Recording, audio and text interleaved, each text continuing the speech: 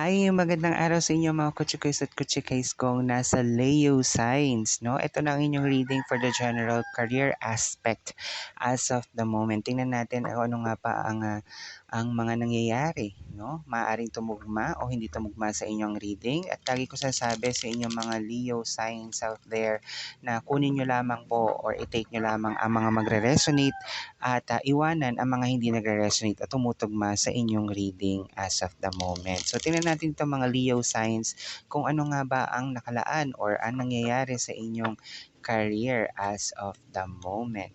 Okay? So tingnan natin dito mga Leo signs, ano nga ba ang meron sa inyong career. Okay, so mga Leo signs, ang inyo pong cards na lumalabas dito ay ang Page of Pentacles, meron kang Two of Wands at meron ka ring Judgment.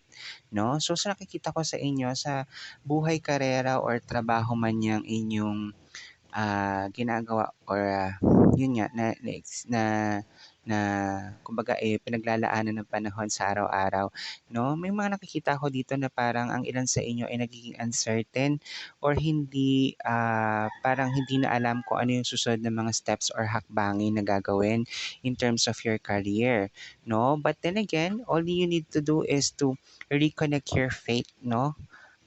Doon sa taas or sa universe para mas makita mo ng malinaw kung ano yung pa yung mga bagay or plano mo sa buhay in terms of your career. Kasi may ilan sa inyo ako nakikita na maaring ang iba ay gusto na rin mag-resign due to anxieties or stress na dudulot ng trabaho. Pero ang ilan sa inyo or karamihan din naman sa inyo ay matyaga pa rin naman sa trabaho dahil alam nila na merong paroroonan or patutunguhan ang trabahong naibigay sa inyo or career ninyo sa ngayon mga Leo signs. So, in order for you to be happy, no, ay mag-reconnect nga ng faith sa taas at pagtibayin na ang inyong pananampalataya dahil ito ay magbibigay sa inyo ng linaw at gabay, no, regarding sa inyong trabaho or sa inyong career sa ngayon mga Leo signs, no.